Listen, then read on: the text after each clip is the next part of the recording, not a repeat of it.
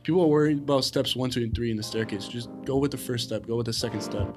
Go one by one. Take it day by day. Literally, people are so worried about when to get to the top, what to do, right? Just worry about steps 1, 2, and 3.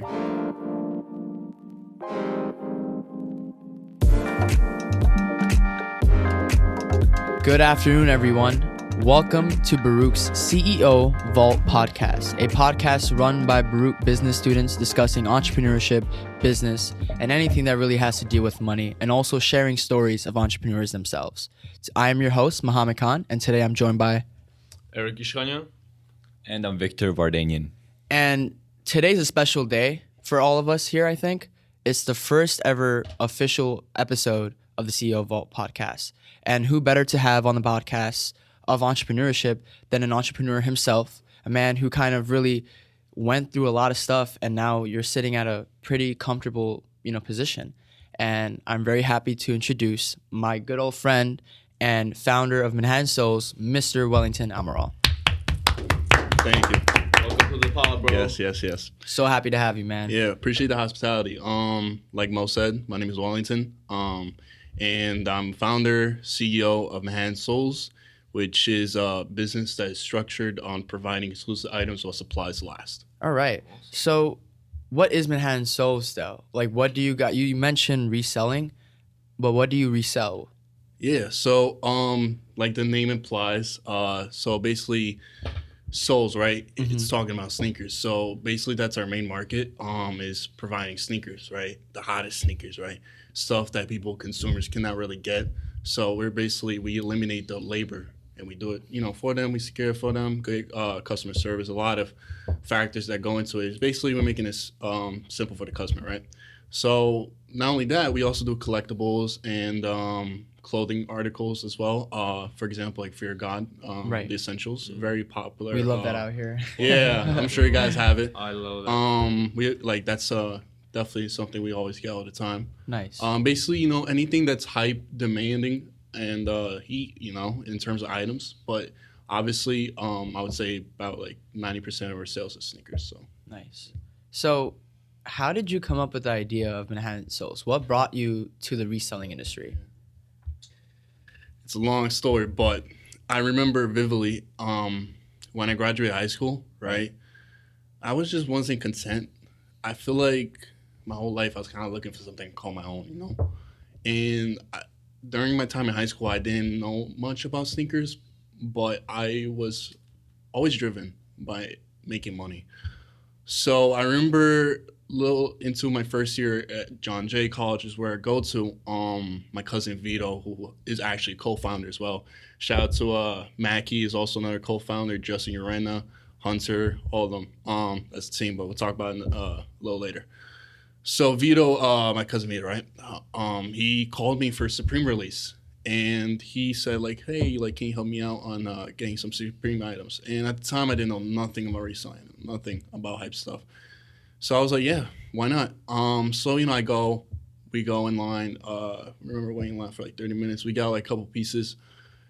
I remember spending about like $1,000+. Wow. And we made about $40. Yeah, I know. It sounds terrible. Profit margin's low, but here's the thing. This is where ManhattanSoles was born. So we were sitting down after getting the items, and we was eating food, and Vito just looked at me, and he was like, "Do you want to start a business? Like, you want to like start pushing?" Right. And I just say yeah, and like the rest is history. And, wow. Yeah. That's how, incredible. Like, So that's how it came to life. Yeah, that's really how it started. And so how has it grown from that moment where you were sitting down with Vito and just like how many years was this ago? So we're about to hit 4. We launched it kind of 2018, but I would say we like full time like 2019 is when like that's when we knew like this is definitely something. And how old were you? I'm 22. So this started happening pretty much when I was like a little over 18. Yeah. So like a teenage entrepreneur. Yeah. Wow. I mean, That's what dope. they say, start young. So I wish I started younger because I know a couple kids that like 15. Do you know 13, like any crazy. of like the OGs in the reselling business? Of course. I'm very keen on networking and respect as well. You could always learn from the OGs. So like Shout out to one of my favorite. His name's Wacko. I always go to him. He's always very respectful. He helps me out in sneaker lines and stuff. Basically, you guys probably see on social media how crazy it gets. You know, I learned a couple things from, you know, how to manage that situation, how you get yourself to the front. Right. You know, it gets crazy, but then again, you gotta make money at the end of the day, and we got bills to pay. So, you know, like I said, very keen on networking. So, like, you know, why not just learn from the OGs? You know, so Right. That's lit. that's how you start. So, you obviously buy a bunch of sneakers, right? Yeah. Is that safe to say? Of course. But how do you know which sneakers to buy? Like, of course, you have those sneakers, like, you know, generally like hyped up and everything. Everyone knows those. Yeah. But what about the sneakers that everyone might not know about? So like surprise teach releases? basically like short summary. How about you teach the audience right now We're gonna teach you right about the industry? Oh Literally, yeah, you I'm pull gonna out the teach you whole right shoe now. right now. Yeah. Fresh off the Plain rock. feet, now. man. What do you Fresh off, listen, fresh off the feet. Look, if you guys want to buy it, it's my favorite pair of sneaker, but hey, I'm just asking for 800. But anyways, so this is basically why I start, right? The easiest way to dictate how a sneaker sells is hype. So basically, hype could kind of like a underlying factor could be like the brand itself. So right, this brand's Amier collabed with Jordan. Everyone knows Jordans, but Amier is like a boutique store, designer boutique store. But over the years, it's like I think this is their 5th sneaker. So if you're kind of a sneakerhead and you kind of know like sneakers, you're gonna know about Amier. Right. They had the ones. Yeah. So there's a lot of sneakers they made, and a lot of people have complimented them, like, you know, the quality, the texture, the color blocking. Another thing too, color blocking is also a plus because just think about it in the consumer's eyes, right? Who would want to wear a shoe that's like red, black, yellow, and a bunch of colors and stuff like that? Right. You know, it could be their preference, but if you got something like black and white, the most prominent Nike Dunk right now is a model, by the way, is what you want to call it, Panda Dunks. Right. Black and white The shoe, black right? and white. Right. You could go anything with that. So that's another thing that I also look into when it comes to like, oh, what do I buy, right? Mm-hmm. Another thing is the model of the shoe and the brand, right? So Jordan, right? Jordan 1s, Jordan 3s, Jordan 4s, you know, usually those models that sell all the time, you know, so that's something to look for. Yeezy products, right? Adidas, Yeezy 350s, 500s, basically look into models and stuff like also, you know, color blocking as such. Right. You know, what else? Story also does a factor too. 'Cause I remember, What do you mean by story? Story, right? So, all right, I'm gonna put my shoe back. So, you guys are aware of the I forgot the document. It's actually sad. I don't know the name, but the MJ Michael Jordan documentary on Last Netflix. Dance. Mm-hmm. Last Dance. So there's these Jordan 13s called Flints. Now Jordan 13 is not really a popular model per se, but they released on the time of that documentary, and usually Jordan 13 models go for like 280 to 250, depending on color blocking, how it is, etc. But when they released during the Last Dance, that was the only Jordan model that came out that week. So a lot of consumers were buying it to show support of the documentary, I would assume. So they was going for 350 at the time. Wow. Notice how I was saying it was going for like 250, 280. So, Right. you know, there's a lot, like, You see a there's a lot, spike. yeah. So Right. like kind of people like watch the document, damn, I wanted Jordan. What's something coming out right now? Oh, Jordan 13, so I might buy it. Okay. You know, that's one example I could talk, you know. So there's mention like about several story. factors that are at Yeah. play whenever you're Yeah. deciding on which sneaker to get. Yep. But what would you say is like the biggest factor? So like brand, you know, brand, like branding, right? brand and color blocking. Yeah. Okay. Okay. Yeah. So like you see a shoe and you're like, bro, Mhm. like for example, the Jordan Dior's. Yeah. You look at that and you know, all right, Brand. that's They'd gonna be go like, for what, Jordan, 30K? yeah, Jordan brand, collab, and not only that, gray and white, Right. and I some mean, black. it's a beautiful shoe, man. It's beautiful embroidery, materials. Mhm. And then you have like other collabs like Off Whites, right? And Off Whites, Yo, rest in peace, Oh, Virgil. rest man. in peace to I was Virgil. so sad when it happened. it was tragedy, really. Yeah, but man. He kept it Virgil private. made you a couple of bucks, I'm gonna assume. I have a Right. pair. One of my a favorite pair of sneakers. I think Vito has it. I hope you do, Vito. These Air Force Blacks, off white. First Heat sneaker. I would say that was the first Heat sneaker I got. Right. They was going for a band at the time. Wow. Band referring to it like 1,000. Mm. And it's so funny because it was literally my birthday, and I'm not ashamed of saying this, but I didn't have that much money at the time, so me and Vito decided to split. But it was my birthday. Now, if I got it, let's say I got this exact moment, I'll pay the whole thing. I don't really care. I don't really care if it's like $400, $200. I mean, retail for it was like $150, but at the time I didn't have that much money. Right. Which is something I'm more than happy to talk about, how to build capital. Right. So like, yeah. So it's a funny story. Let's talk about that. Right. So you started off with like, I don't know how much cash you started off with, but I'm sure like you're 18 years old. Obviously, you go up to your parents and you're like, Mom, Dad, I want to start a sneaker reselling business. They're obviously going to be like, hell no, right? Yeah. Because Like, there's no money in it. Go get a job. Go go work, make your real money. So how'd you start off? Like, tell us that story. Okay. So at the time, I would say the first 6 months or something, or 8 months, I don't remember exactly, but I was working at a supermarket. I was making off the books. I was making minimum wage, but the thing is, off the books, you're making a good amount of money. So every 2 weeks, I would get like $800, which is not that bad. And considering, you know, you don't have that much bills to pay, considering like living in your parents' house, phone, whatever. Sorry, a little burp.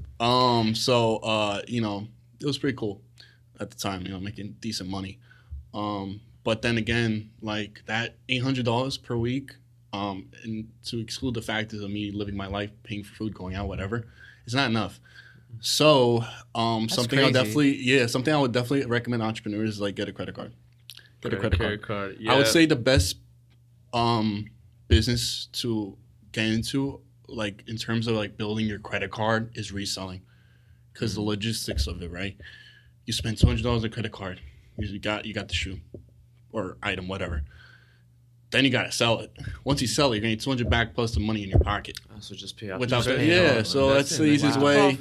Right. Yeah, so it's an easy I've way seen it. to So build your credit.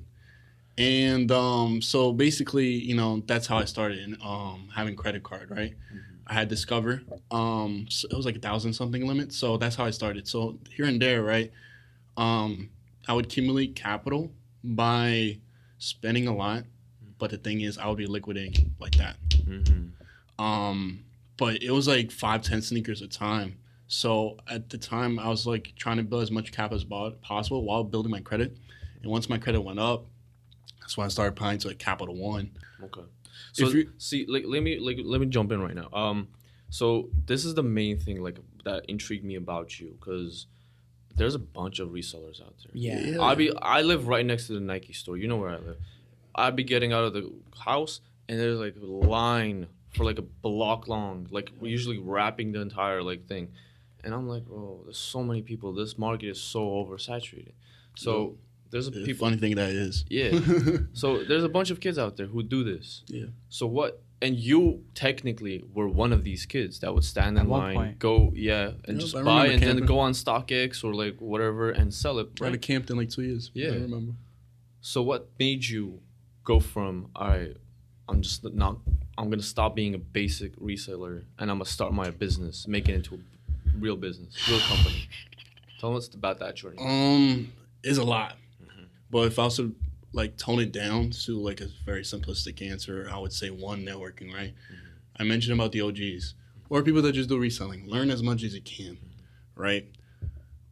Something that stuck with me was basically liquidation, right?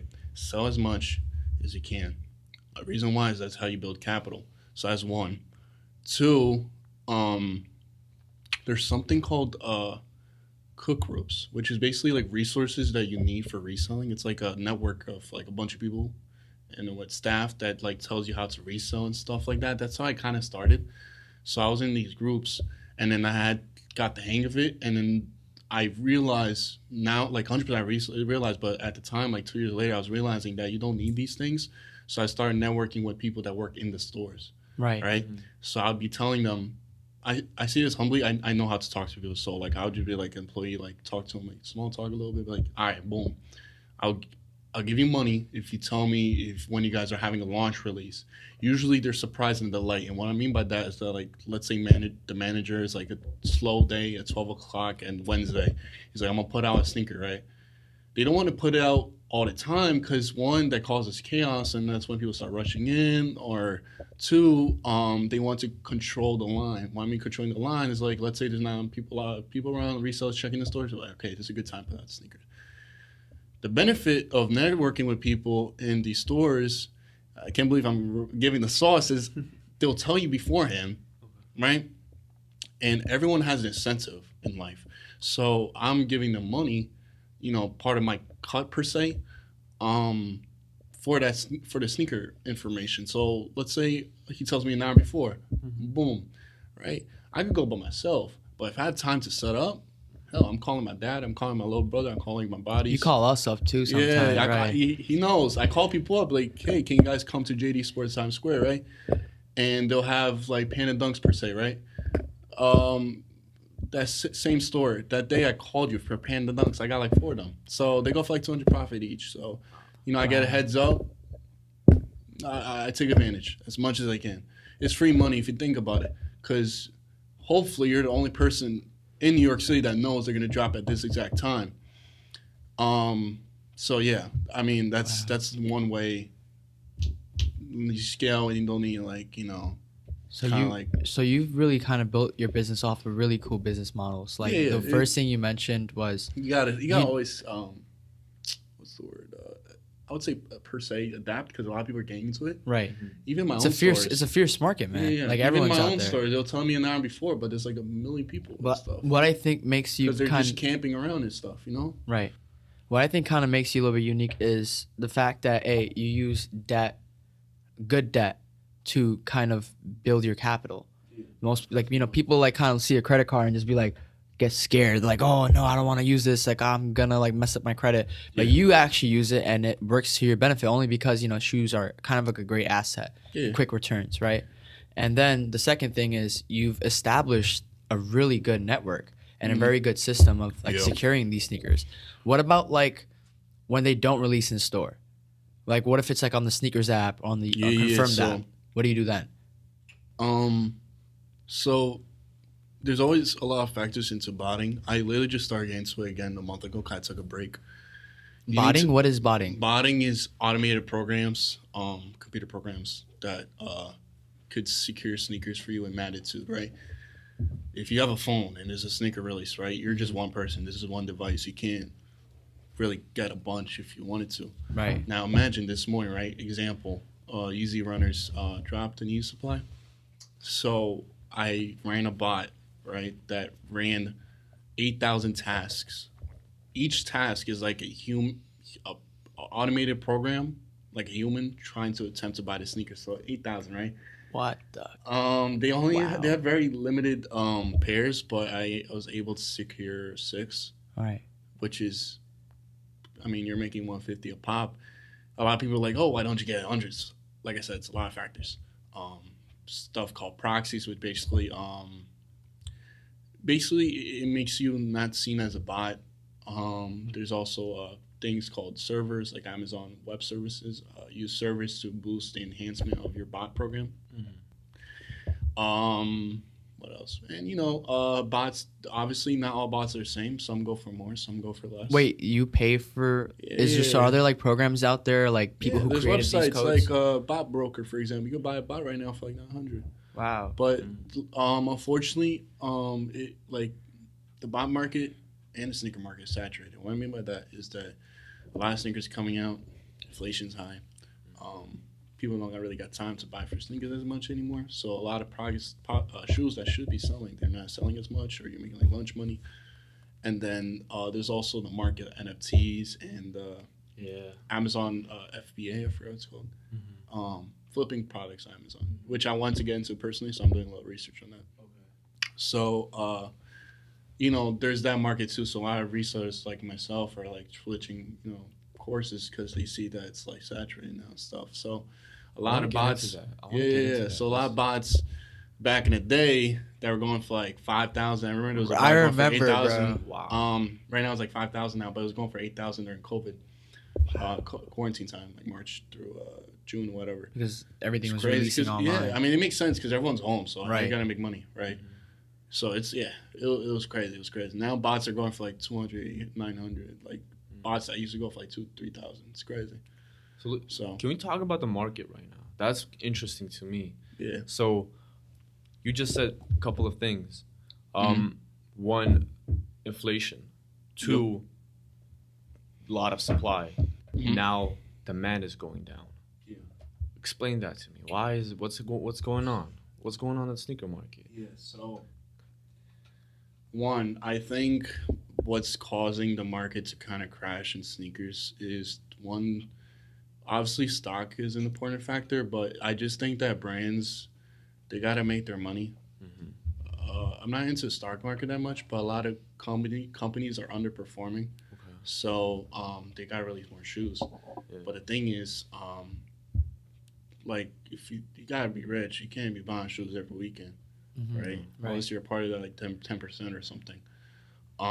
So I would say that the fact that they're releasing so many sneakers is like one way that's like a lot of prices going down, and also too, us resellers, right? There's that factor, and then let's say we hit a clip, which is like 10 plus pairs, right? Then they're like panicking, like shoot, I might not even be able to break retail and tax, so they start selling on the apps, and that's So your main when you buy a sneaker, Yeah. or sneakers really, Mhm. what are your main distribution channels? And by that I mean like Yeah. you use StockX, right, to sell Yeah, some of them. But what else do you? um, What's like your main Yeah, distribution so I thing? do have recurring customers, and something that's most important in any business, having recurring customers. Okay. 100%. Absolutely. So recurring customers, right? My regular customers. With that being said, my main one would be like probably like direct to consumer. Okay. So So they like, how would they hit you? Like through your Instagram or through like? Instagram. I have business cards. A lot of them Ooh, never see nice. them, so they would just contact me through the phone. We're still small right now, so like I would say something we're known for, and I've gotten feedback from like my clients, is that we're personal shoppers, and I like to perceive myself as personal shoppers. 'Cause I'm helping them make their purchase and make sure they're good, yada yada yada. So that's a benefit of a small business, because you'll make a better impression on your customers. Except when you start scaling, then you gotta worry about how could I satisfy the bunch, Right. right? Hundreds of Your whole like dynamic kind of changes because like you're not Yeah, yeah. satisfying one person anymore, but like a whole group. So that's something I always think about, and especially since I got something big planned, I gotta like really figure out satisfy the bunch. Right. So I'm just go with that, satisfy the bunch. Let me ask a quick question. Yeah. Though. So you seem to be in touch with lots of people, and I want to know about your inventory and how do you like handle that? Where do you store your stuff, and then how do you ship it out? Of course. Okay. Fortunately enough, where I live, there's a storage unit. Oh, that's such a You don't have blast. to. By the way, you don't have to give off more information than you're willing to. I got you. So Everyone, we're going to Welly's house.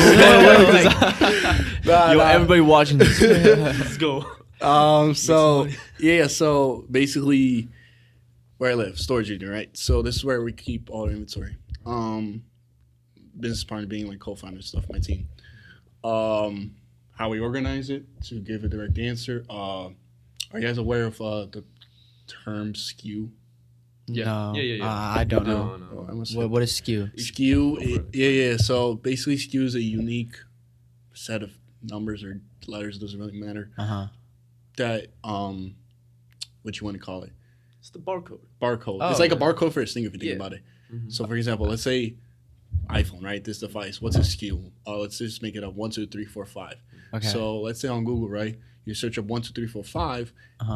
When you go on shopping or whatever, it's gonna pop up this. This is what you're looking for. It's like the IBM number or something. This is Okay. something like, for example, something I do, right? If I want to look up a sneaker that's selling, sometimes when you search up their name of the sneaker, it doesn't pop up. So something you do is you search up a SKU, and every sneaker, around the shoot. barcode has a SKU number. So that's what I do. To like look up sneakers and stuff. So So you don't even have to take out the box. yeah. That's such a So nice- basically, okay, now I'm getting SKUs, right? So one way I look into like how to manage my inventory is skewing them. That didn't even make sense. Putting the SKUs in the right order. So for example, the first 6 numbers of like a Nike shoe is like a model. I don't know on top of my head, but let's say the SKU Dunk, right?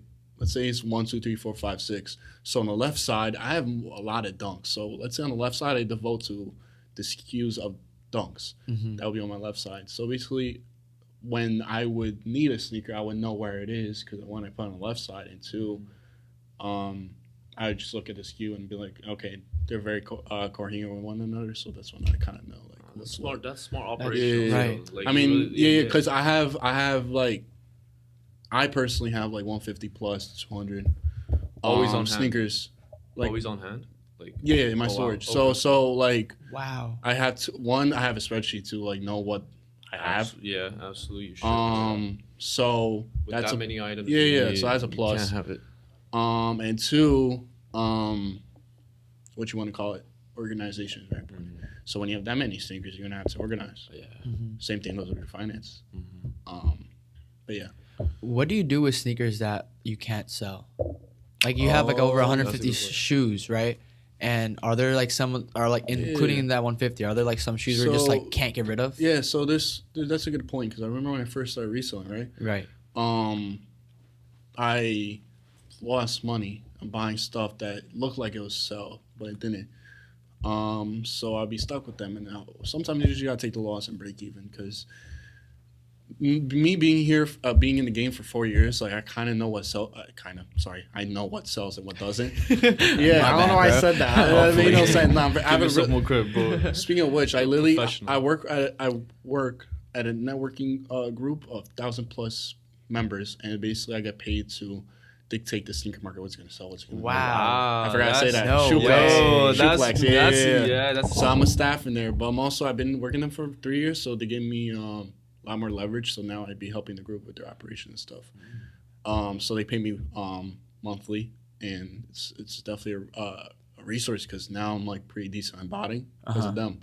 Because the dudes in the group, they be cooking like 100 pairs of like shoes. Wow. That's That's a a lot lot. of money. Yo, I like that. Sneaker there's a- reseller yeah, society, my- bro. my- like a my- It's like a mafia, secret bro. society. So they be dictating the Yeah, price. it's the whole literally- market, Yo, right? this is Yeah, an that's opening door. crazy. I didn't know. Literally, my good I did not know yeah. this. So literally, my dude who also does reselling cash, right? That's what I call him. He ran 14 bots on the Easy Slide and he hit 181 pairs. What the? Wow. 114, What? 114 bots. Now, I not have trouble, but it takes a lot of my time, like 1-2 hours, like setting up like 2 bots on a server, and then I gotta like make sure the proxies are good. I gotta make sure the billings is correct, so like less chance of declining because it happens all the time. What else? Making sure my Gmails are at a high score. Long story short, on the Easy Supply, and I'm sure you guys been to the website. Like Yeah. you're in a waiting room, Right. so what makes you pass the waiting room is having a good score on your Gmail. Scoring being from it's 3 scores. It's 0.3, 0.6, 0.9. 0.9 being the best score, right? How do they score you? Yo, So wait, that's the this thing. is this is new information. Right, bro. right. Wait, yeah, hold This up. is why I'd What? be not I- getting any sneakers this on is Easy literally- Supply or anything. This is okay.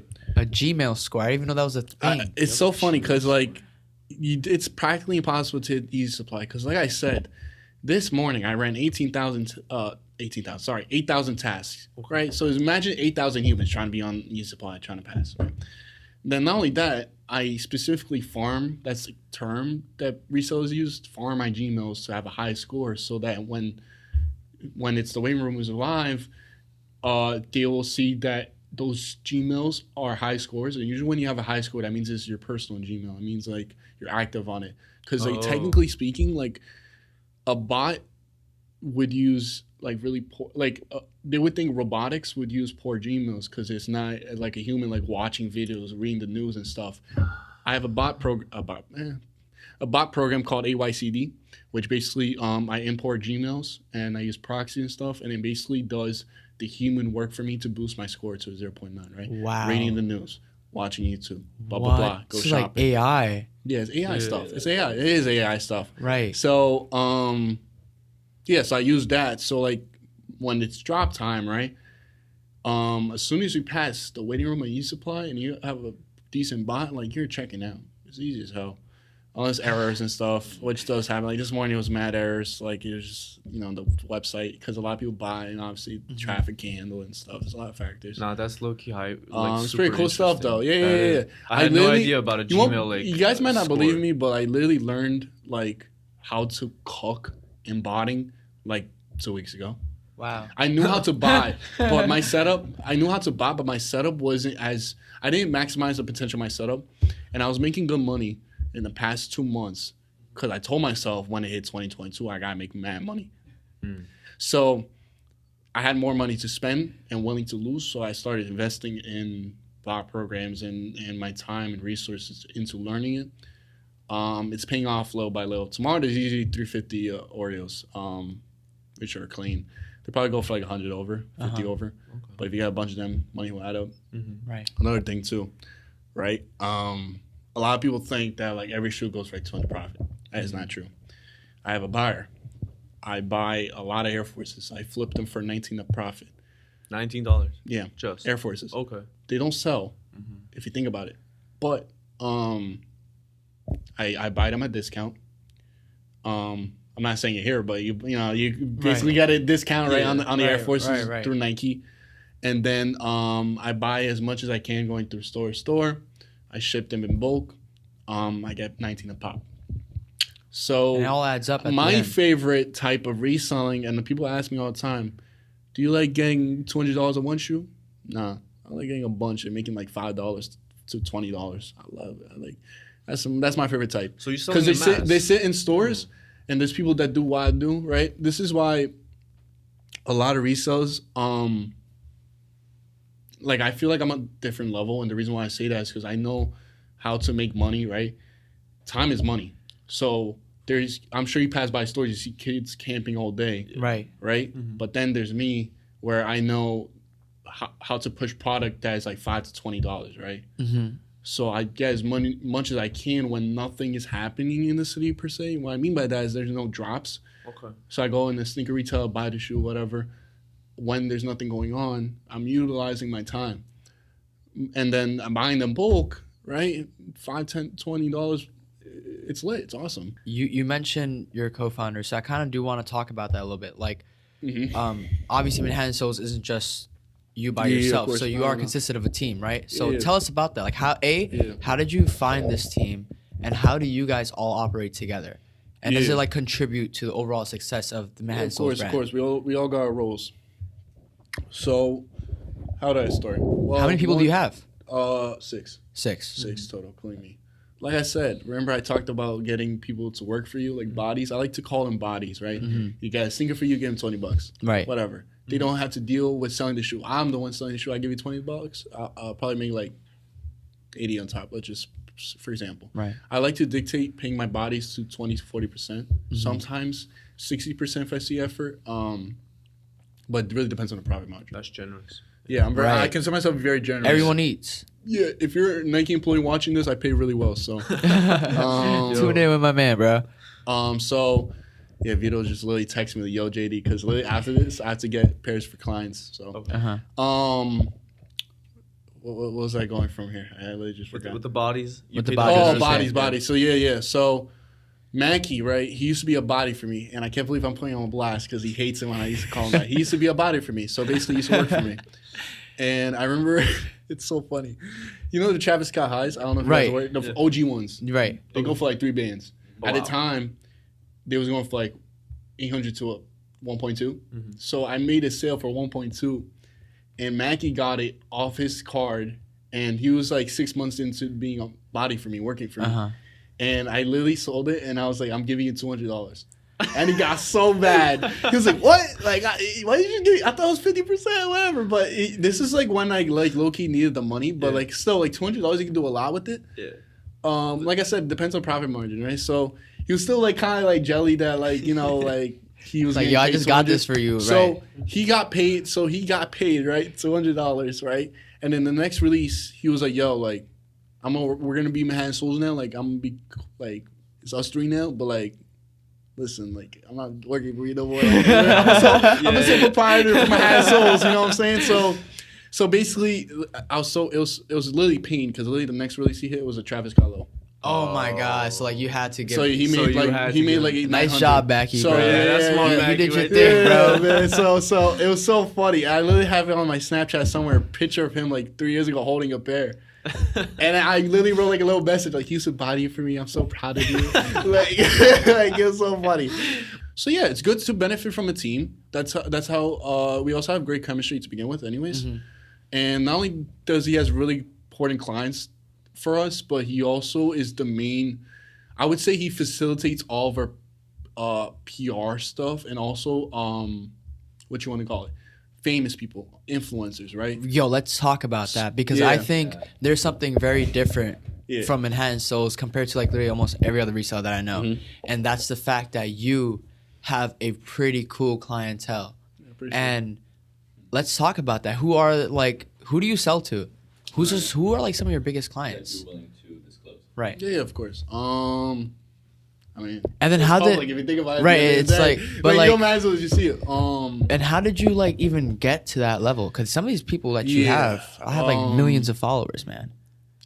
So another sauce, right? Yeah. That's why I like call sauce, learning things. Damn, but like I Wellington's said, giving out like the sauce I'm today. very, I would like, yeah, why not? Like, if this entrepreneurship organization, so Yeah. if I could help something, I might as well. Right. So I would say if you have Instagram business, right, or any type of business, you're gonna want to reach out to influencers, those with like 10K plus followers or like 20K, whatever, right? I don't remember what exactly inspired Mackie and I to conduct this operation, but basically we wrote out a message. Who was your first one? Like the first big one? The first person that responded was Polo G's producer. Oh, no way. He doesn't have a big following, but there's no Polo G. And a couple other rappers. What's the other dude? I forgot his name, but he did pretty well-known rappers. But Polo G's like the number one guy. We saw him Yeezys. Shout out, got a couple falls from that, stuff like that. Basically, that was one dude. That's our first one. Another dude who I personally listened to, his name is a profanity word, so I'm not gonna say it. But he's verified on Instagram. So as a plus. So we sold him Yeezys as well, a couple times, and then the one that was like big, like 100+ K followers was Holly TV. Shout out to Holly TV. Right. Great client of ours. Funny guy, really Very funny guy. So we DM'd him like many others and be like, there's a center for you. We usually offer like famous people and like influencers and like our top clients like 15% or a flat rate, like discount off our price. So we told him a little about what we do, and then he was like on board. So we sold him a lot of sneakers and stuff, and then Wavy's World, Right. Like I love that dude, man. He's not even just a client; he's like a great friend. So he told me something that touched me. To this day, he told me that when I first saw him sneakers, right? He said I was good with words and that I was very on spot in terms of like customer service, and I made sure he had a good purchase to the point where every like event that he had, he would invite me. Like I've been to his podcast, I've been out with him. He would invite me to play ball and stuff, like just outside business stuff. So you established like a really good relationship. Yeah, I could literally call him on FaceTime right now if I want to. I'm not going to. Oh my God, do you remember that one night, bro? Yeah. I'm What so night? sorry, but I have to like bring this up. There was like this one night we were just out having drinks, and then you literally start FaceTiming Wavy's, bro. Oh yeah. And like in the middle, and he just like, yo, leave me alone, because you were blowing up his phone. Yeah. We have a love-hate relationship, man. Every time, I talk to him, it's like, yeah, I don't really care. It's funny as hell. But like I said, it's a New York thing. So, Wavy's World, right? Our biggest one, our guy, Right. Chiclet, and Melanie. If you guys don't know, they're very popular influencer, I would We'll say. like have their page posted up so you guys can see. Yeah, it. Chiclet and Melanie. They're basically a toxic couple. I mean, they're not toxic. I met them. Like they're in love with each other. Yo, persona. there goes your Yeah, biggest persona. clients, bro. Yeah. They're so funny. They portray themselves for social media for audience. They have an audience and such. So basically, one of our co-founders, Isaac, knew somebody in the new Chiclet, and the first meet we had with them, which we sold him mochas, and we got 200K views off the reel. Wow. After he reposting and That's said some amazing. kind things about our business, and Chico's really cool about it. And we, took advantage, posting on TikTok and such, and then we also took advantage with people DMing us, running a sale, stuff like that. Usually when we have a big sale, we do sale prices just so people sell, buy and see like we're legit and shit. So that's one thing. You also sell to rappers too, no? Like Yeah. I saw on your page you had like B Love. Be Love, yes. Right. Shout out to him. Like I said, you people like to give us a chance. Yeah, You don't. A lot of people don't got time in their day. Famous Right. people, and then we had the honor to deliver the shoot to him, and he was really cool. Give us a nice shout out. So do you use these people, these names, like, do you use them for your marketing? Do you shout them out? Do you like? put Yeah, them I mean, what kind of business person gonna say, "Oh, we just sold a pretty famous person"? We're not gonna. So this is the thing. This is the thing. Like, course. how do I you say how do you humble, market though. your business with how do you you're very much like you said, hands-on person. Yeah. So you've been telling us, you through this connect, through that connect, which is very important, especially in the entrepreneurship world. Yeah, like, of course. you gotta like be able to speak and connect with everybody, and that's how you get your sellers and your buyers. But how do you expand your business? Tell us about your marketing strategy. Marketing. Yeah. Okay. Well, I met this at the entrepreneurship event we went to. There's one thing where you comment on people's posts that are the same audience that you seek for. They'll see the notification and they'll click your page and see, like, there's one thing. Another thing is investing in advertisement through those platforms. So TikTok. What does that look like? If you have a business, so if you have a business page on Instagram or TikTok, there will be prompts for you to invest your money. Do you promote? You promote your? Yeah, of course. All right. When we were small, we would start with our friends. Okay. Right. I would put a big emphasis on tell your friends when I would sell them the shoe or shout us out in your story. I remember those days. We'll have a There little. would be moments where like well-known people, like influencers, would like hit us up out of the blue. And I'm like, who's this? Yeah. Right. And I would do a little research and pretend, like, hey, how you doing? So that's one. But here's the thing. So marketing is something we're not as prominent as terms of customer service as of marketing. Okay. So I talked with our co-founders, and that's something we're working on right now. So right now, but to answer your question, is Instagram, Facebook, basically our social medias. That's how we market. Do you use TikTok?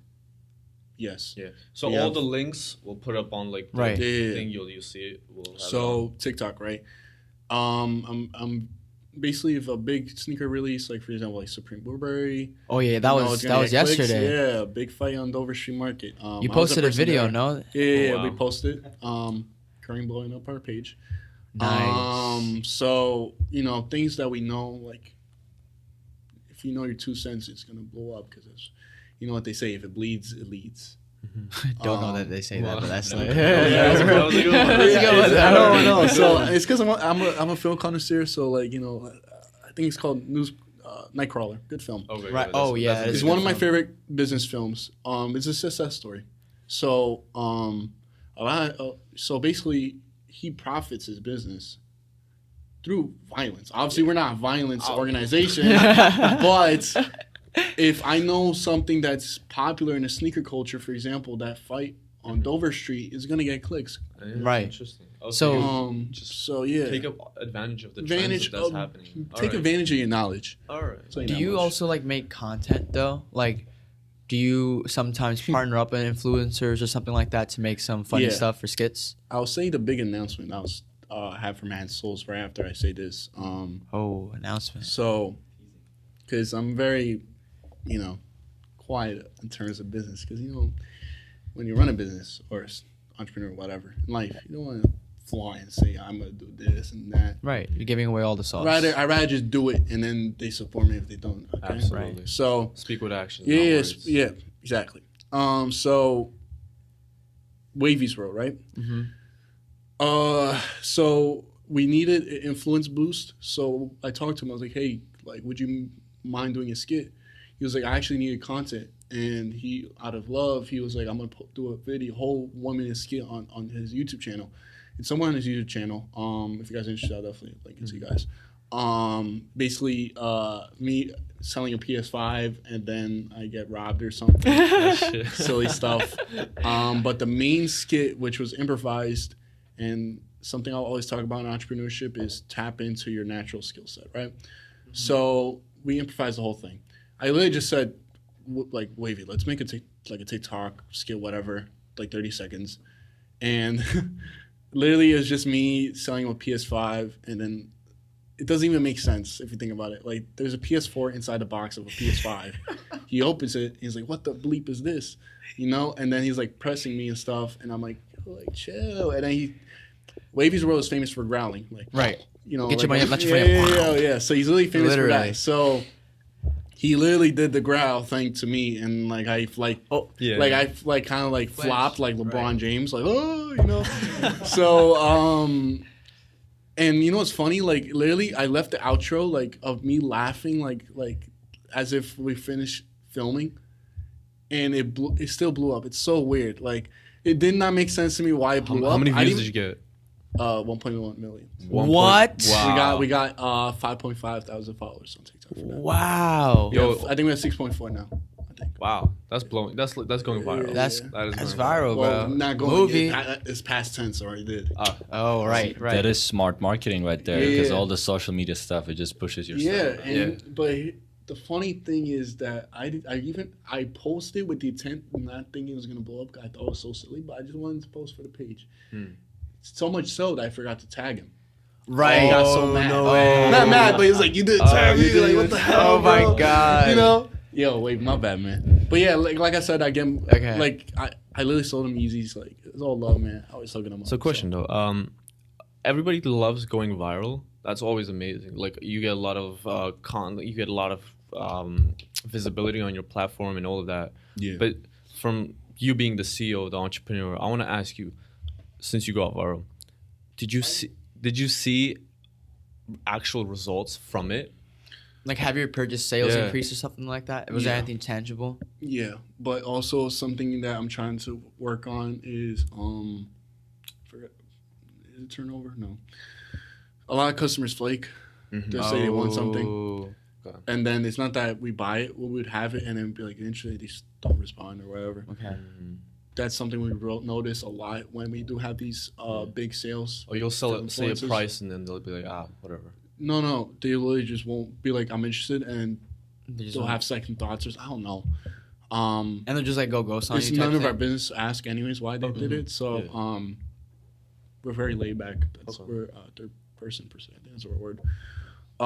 So that's something we're working on. But yeah, we do get an increase. I know for Chico we got like 20%. Wow. Which is not bad. That's amazing. Yeah. It's not bad. That's sick. So there is some actual like evidence of results after going viral. That's what I'm interested. Because a lot of people say, I went viral, but nothing really happened. You after got to that. capitalize off of it. Yeah. Right. Yo, the whole going viral thing, would you agree that like when you don't come off as promotionally, when you're not trying to like shove your product in people's face, it actually works out in your favor? Yeah. I think about ManhattanSoles, what distinguishes us between resellers, that we're not into your face type thing. We're really there for the customer, considering we're a small business, right? So when it comes to like being viral and stuff, we work on, since we have members of 6 people who are adjacent to the environment. What I mean by that is that they'll adapt to the environment in terms of like not really forcing it, like who they're working with, what's around them, what they have, what product we're pushing for the promotion. So yeah, we work with basically we see what's on our plate and we work with that in terms of, you know, kind of like going with the flow and being by our business ethics, Okay. which is basically, you know, I had another Yeah. a thing. What was like the craziest like sneaker drop story that you have? Like, what was that one time where you're just like, whoa, There's- this is psycho? there's 2 things. And does it ever get One- dangerous? Like, does people like notice Yeah. you and like A lot you of know? people, no one ever threatened me, but there's a lot of people that don't know any better, and they'll bring street gang affiliation stuff and be like, I got a knife, I'll stab you, stuff like that. Wow, really? Yeah. So, So it gets crazy. Huh? yeah, no, it gets crazy. Hell yeah. So, in terms of, for me, crazy in terms of like making money, I would say was pass the torches. Back in the day, it was literally if you know, you know. And what I mean by that is that if you have a store employee, they'll let you know, and you could walk there, and it could be $1,000 profit shoe, and you still get it. Reason why I say that is because past Jordan 1's Pass the Torch, which is a Kawhi Leonard shoe. You guys aware of Kawhi Leonard? It's a beautiful shoe. Amazing details. Basically, Nike NYC, the Fifth Avenue store, they had them alongside Homage to Homes, I think they're called, Jordan 1's. This was in 2018 or 19 when I first started reselling. I didn't know nothing. I mean, I didn't know nothing, but I didn't know as much as I do now. Because if it happened today, instead of 2 pairs, I'll be walking out with 5+. Okay. If I went through the same if it had the same factors, I would say factors mean like the store was empty, not a lot of people knew, because it took 40 minutes for people to find out. 40 minutes. Wow. A shoe And bag. time is money. And the crazy thing is, like, I didn't even know what Pass the Torch was. Nick, my he doesn't work there no more. My best friend Nick, he used to work at Nike Fifth. So he told me to come through for the red looking ones, which is the homages. But I got there and I look, I'm like, yeah, size 10, biggest, whatever. I think it was the biggest at the time. And I look across the wall in the mirror room, literally across the wall, there's Pass the Torches. I'm like looking, I'm like, I don't know much about sneakers, but that looks. I saw a golden pendant, like iridescent, like silver tone, like material on the ones, and the under the shoe was like icy blue with the Kawhi Leonard handprint and Oh, stuff. that's fire.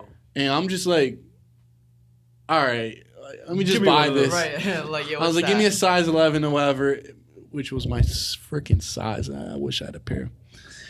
I didn't have that much money at the time, so if it was today, I would have kept it. Retail $140. Right now, it's going for 3 bands. Wow. Are there like sneakers where? And it shot up because Kawhi Leonard left Nike. It used to go for 1.2. Wow. Are there like ever sneakers where like you probably touch, right, and you're just like, damn, I kind of want this for myself, but like the profit. So how do you like? perfect manage that? example. Union Dunks that dropped a month ago. Oh right, those are The beautiful. Union LA store. They had a pop in New York City for the gray blue colorway. Pistachio, I think they're called. And they had a drop, right? I got a size 10.5. I literally could keep it if I wanted to. I'm leaning towards keeping it now because I had, like I said, in terms of sales channels, right? Uh-huh. I do sell in consignment sometimes called Stadium Goods, Flight Club. Oh, so you sell to like other stores Yeah, too? yeah. So I sell to other stores too. Do you get like a good? Yeah. So let's say, for example, on Stadium Goods, the Union Dunks were going for 800, right? Uh-huh. On StockX, they're going for like 400, 500. So they take 20% of that. So you're going to be left with like 650, which is like on the market at StockX, you're making 150 to 250 above that. So yeah, hell yeah, I'll take the money. All right, You know? I got a question. 'Cause yeah. Can I go in? Yeah, go ahead. We're about to jump into like some juicy questions. Yeah, I got But you. before I do, I want to like for the audiences and for the people like who are gonna be watching this podcast, how do they buy from ManhattanSoles? How do they buy? How do they buy? Yeah, like, where what do they do? Yeah. Oh, yeah. We didn't So- talk about that. Like, how do you So sell? it's something we talked about. We don't have a website right now, Okay. but we do make it as easy as possible. In our bio, you'll literally see like DMs, place an order. Okay. So that's step one. So is that the But main also one? too, like we do resort our inventory and our sales through the story and also posting. Okay. So we'll always be like DM us if you're interested. Okay. Once they're there, we also have automated message of the procedure for buying from us. So we use electronic payments since we don't have forgot the word bank transactions. You know, like when you buy through a website, like you put your card in, you're good. So right now we're doing electronic payments, which is still fine. Like your LLC, like as long as you just note it down and Report report it. Sorry, yeah. So it's still people may get thrown off by that. Okay. But we also have a system in the highlights in their page where it clients 1, 2, 3. I think we're in third or fourth. You'll see customer feedback. Okay. Mostly being like, we'll never repost something that's bad, but like if they do, like we'll consult them. Like, is there anything we can do to help?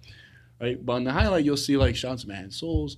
You don't think if you're picture, blah blah. Just them flexing this thinker and stuff. Right. So. Yeah. So simple, Yeah. like So basically, the main go-to way of like buying from you guys is is Instagram. Instagram. But also DMs. too, we do have clients that don't, you really use Instagram and stuff. So we do Mhm. resort to phones. okay. Okay. We do have. We had one client that wanted to purchase through email, which was the weirdest thing. Through email? Email. he was but old- why he is was that old dude. weird? That's like that's a big form. I Yeah, mean, not in no. our generation. Yeah. I see Right. what you mean. In Yeah, our yeah. I generation, was that's like, that's oh. weird. You just got like ticking back But- like an email. Bro. Yeah. So I got inquiry for email for a joint. I'm like, That's that was pretty weird. cool. So But what yeah. about the website? What's the website for? So- Can I buy off the website? No, we don't have a website, but we Okay. do have rights to a domain. Okay. So you're gonna try to build one? trademark too. Okay. So yeah, we're planning to build one. But here's the thing. So we're deciding either to implement our inventory there or we're definitely, if we don't, but we're gonna have merchandise Okay. Okay. there, 100%. That's just smart. and we Like have what that you're in- wearing right now? Yeah. I also have an unreleased hoodie, which I unfortunately didn't bring, but I'd rather keep it for a surprise. Uh-huh. So put it on the website, like a clothing drop. Okay. So do you think the automation is gonna like ease your workload, or is it? Automation like bots? No, meaning no. like the website and like Yeah. where. Oh yeah, you yeah, know, yeah. For the merchandise, yeah, Mm. 100%. What about your products, like the Like sneakers? sneakers? It really depends on demand, because right now it's manageable with our team, but when we do scale, because we're slowly scaling, we might have to resort to 100% website. Because it would, Yeah, that's it's easier to track orders and such. Speaking of which, I think we're in the process of doing that because we're in the process of hiring a videographer, editor like a company, and having influencers host 1 minute to 30 seconds to 1 minute skits on Reels, basically seeing the first-hand view of NYC reselling in the streets. Oh shit. So that's that's the first time you guys hearing it. Wow. Right? Big Okay, that's the big announcement. project. That's the Moment. big That's the big project. project. Yeah, All right. so- Wow. Yeah. That's gonna be sick. So we're actually we're investing our time and money right now Mhm. because you hear some stuff about manifestation, right? And we know we're in a not a tough spot per se, but like we noticed that we should scale, especially since so close, I think 10K followers. So we wanted to see how could we expand. So we thought we had literally a business meeting. We were like, we talked about it a little bit. Why don't we just do it now? And things go in waves, right? So you got to really capitalize for your time, especially the free time you have now, right? Give it a shot, see if it does it, And something I would tell any entrepreneur or anyone in life, as Nike say it, just do it, baby. Just Right. do it. Right. Just do it. Literally just do it. Because people are worried about taking staircase, right? People are worried about steps 1, 2, and 3 in the staircase. Just go with the first step. Go with the second step. Go one by one. Take it Very day by nicely day. put. Literally, people are so worried about when to get to the top, what to do, right? Just worry about steps 1, 2, and 3. And that's You how know? you, and that's kind of like your motto. That's kind of like how you take on your Yeah. business and everything. Yeah, literally. I would say my motto would be discipline. Discipline. That's interesting. Why? A lot of people, right, in life, they worry about the wants and needs, right? Now, I'm more of the needs guy, and that's like humility, right? Because you could want something, right, but you will never facilitate it because you might think to yourself, I don't think I could do it, or I'm just lazy, whatever the case may be, right? Whatever excuse. But this is where discipline comes in, right? You know you need to do it. Reason why, let's say my reasoning is I have a family to feed or whatever, or I want to scale. I can't scale if I don't do it. And that's where discipline comes in, because if you're a disciplined person, you will know what needs to be done in order for you to achieve it. Amen. Yeah. That's amazing. I wanted to ask you a kind of maybe a problematic question. I don't know. But Got like, you. All right, this is the juicy segment right now. All right, sort This go is of, where right. we like devote this like last couple of minutes of the podcast. Yeah. To, like- Yeah, I ask got you. Spicy, Go ahead. juicy questions. Right. All right. Yeah, You of ready for course. that? Yeah, sure. So the first question I kind of want to ask you: yeah. resellers get a whole lot of hate, Yeah. right? Like you I hate guys, you guys literally clear out inventories. You guys like Yeah. a regular consumer just can't go up to a store anymore and buy a coveted shoe or like something that they really want. And you guys, like you said it today yourself, like you had like 8,000 scripts written, and like you would have mad sneakers getting hit off. So don't you think that's kind of messed up, bro? Like I'm just saying, do you think it's the resellers? Do you guys think that you're a problem in the shoe industry? Because I know like companies like Nike and Adidas, they try to actively work against you guys, so you guys don't try to get as many shoes and stuff like that. So how do you combat like the hate, and what's your outlook on that situation? Man, I was really trying to get those belugas in December. Yeah, and hey, I was listen, man. You Like, only- there's so many sneakers that I would love to touch, Right. Alright. but in 2 seconds it's gone. Yeah. Here, I'm gonna tell And you. then guys- wait, hold on. And then you go on StockX, it's like $500 above. Yo. I'm like, Like I don't even want the shoe anymore, man. Perfect. Like, I think there's two things. There's really two things that would dictate this problem, right? This would make or break this problem. One, stock and supply and demand. Sorry, I said stock and demand. Right. Listen, if it could be this easy, you could just email the manufacturer, right? Adidas or Nike, whatever. Make more pairs, but they don't. they don't. It makes no sense, right? But not only that, that's one issue, right? So the supply, but the demand, right? Consumers are not. You'll be surprised. A lot of consumers are not well equipped with knowledge in terms of how the sneaker game works. So they'll just buy it, right? Because they really want it, which is shouts to them because that's what drives them business. But at the end of the day, right? They'll just like literally like they'll see something and they'll buy it, and that's on the consumer. They're the ones that drive the price. It's not really us if you think about it. No, but because they're willing to pay for the price. Let's say the pre-market is 500, right? Right. And it's not really dropping or going up after the release.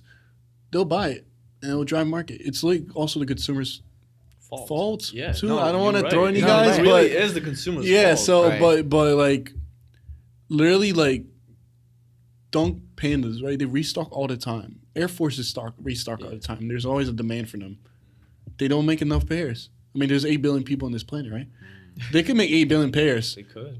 but it probably would still sell. They're Which is mad capitalizing funny. on. Yeah, it's very funny. Yeah, that's interesting. So- So you're saying that's interesting. So most That's my 2 cents. Yeah. Nah, most I'm of still kind of like not like anti, but I'm just for me it's more like the fact that there are certain people who would probably really want that certain sneaker, right? Yeah. And they won't like there are consumers that probably wouldn't have the $500 to dish out. They probably just have enough to cover the retail price of the sneaker. But again, here comes Mr. ManhattanSoles and just clears out the inventory. And now the regular consumers are left out. And people who might like really like, kind of want it but are not able to get it at the moment, they also feel left out. Yeah, here's the thing that differentiates us from resellers, right? They could be in it for the money. I mean, anything is in it for the money, but then again, what differentiates me from the crowd of resellers is that I'll make sure you have a good purchase with us. What I mean by that is, making sure what they need is on the fastly paced, right? Making sure that the product they have is 100% authentic. So basically, again, for retail, right? And make sure it goes to their doorstep. Little things to make sure that although they're not getting for retail, but they have a good, easy, Experience. stress-free, laid-back experience shopping with us. So I mean, the whole personal shopper experience. yeah, Right. personal Love that. shopping Yeah. experience. That's what basically I would say is our go-to. okay. All right, yo, another one. So, knowing what you know now, Yeah. would you change anything? And like, what advice do you have for people who are like in a starting place? Where were you like 3 years ago? What would I change? That's a great question. Definitely knowledge is power. So I wasn't as knowledgeable as I was back then. As much as I'm studying things now, I would definitely recommend those who are about to get into something to look into as much as you can, because it can mitigate financial loss that you have. For example, like how I lost a lot of money back in the day because I was buying the wrong things and stuff. In 2018, 2019, you were like making probably like $40 Yeah, profit. I wasn't. Yeah, And man. now, what's your revenue looking like?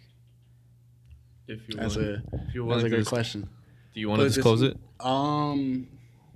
You don't Has have it? No, I'm like, I got you. Last year, when I was doing my finances, because I'm very curious on how much I make. ManhattanSoles is at $250,000 billion. I said billion. I'm bugging. Yo, Why are we here right now?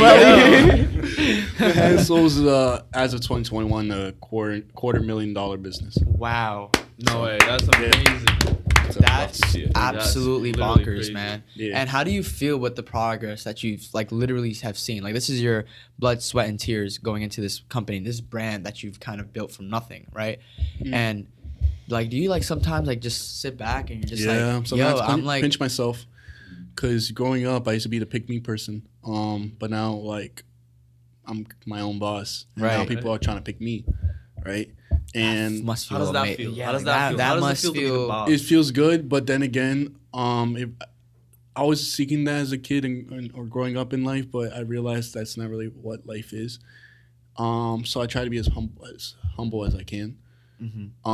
Simply because manifestation and spirituality, more positive you are, the better things come in life. So not feeding to negative energy, right?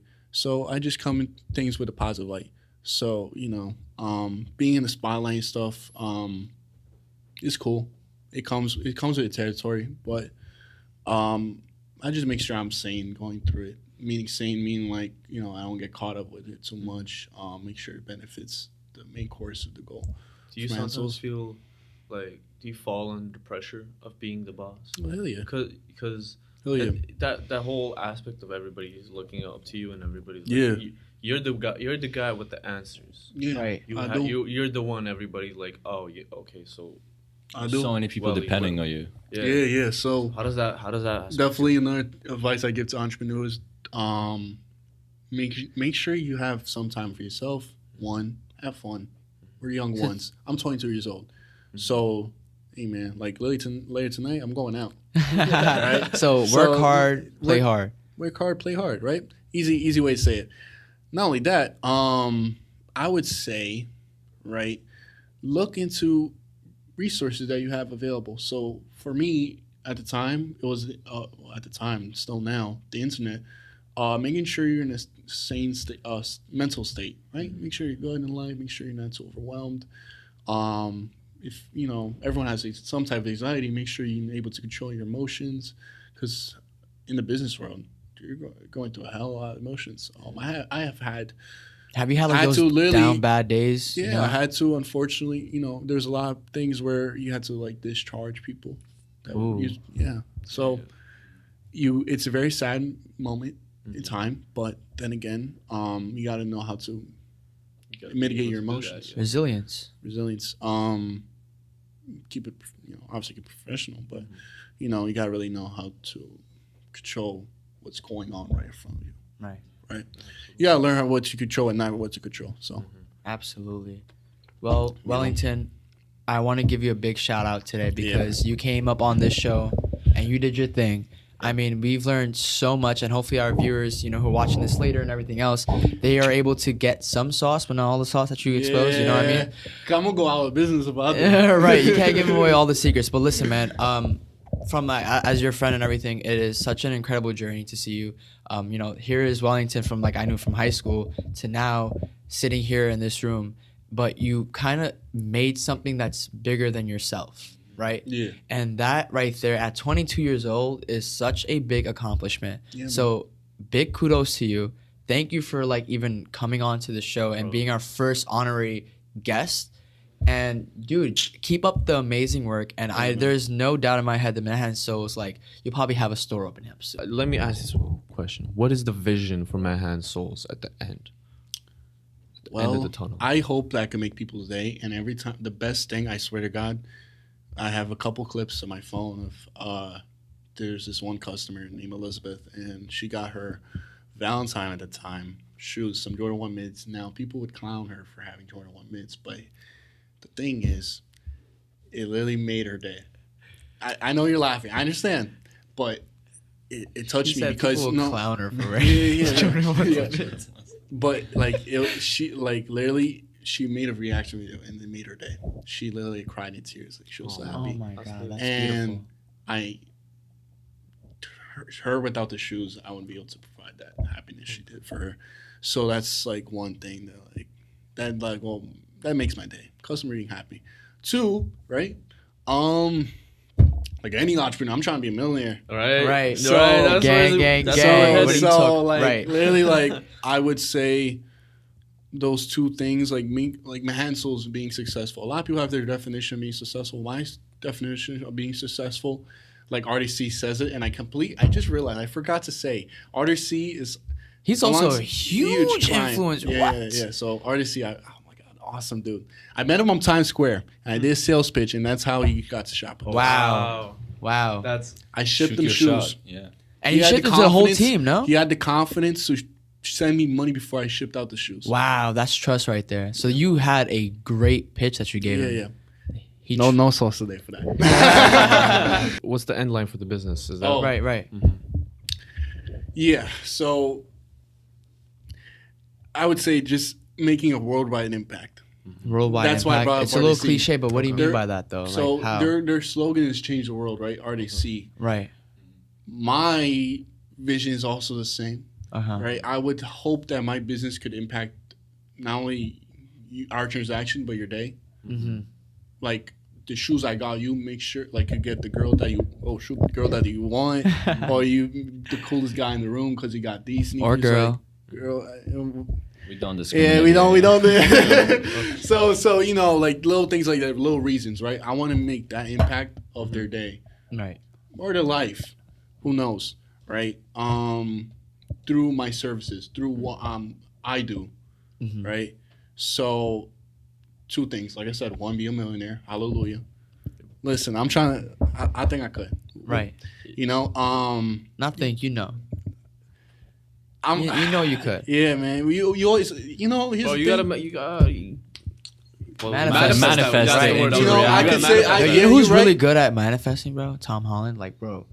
I'm so sorry, but like, this guy got it all, bro. You know what's crazy? Like, I could say that, but then again, throughout my whole course of this business and my life, I kept surprising myself. So I could hit more if I went. Like, who knows? I don't know. But like, if I hit $1 million, woohoo. Let's get it. That's lit, bro. Move to the billion. Yeah, hopefully. Right. And then 2 is making impact. Right. Through like my audience or the world. Right. That don't know about ManhattanSoles. Beautiful, man. Well, and listen, I think that project will touch audiences that I don't have. It'll give you a bigger reach. Because I think reselling in the streets in New York City, it's definitely something that will lead. So I'm excited for that. Right. Awesome, bro. Listen, again, big shout out to Mr. ManhattanSoles out here. Thank you guys so much for tuning in to today's episode. Thank you for tuning in. Yes, Yo, sir. you're one of the most charismatic people I've met, bro. Yeah, Right. Thank you so much for Appreciate doing it. this podcast. Yeah, man. Everybody, thank you so much for watching, listening, Spotify, YouTube, Apple Podcasts. right. We're going to be here every Friday. So, All right. see you next time. This was Baruch's CEO Vault Podcast. Thank you, everyone. Take care, everybody. Shout out to ManhattanSoles. Wellington.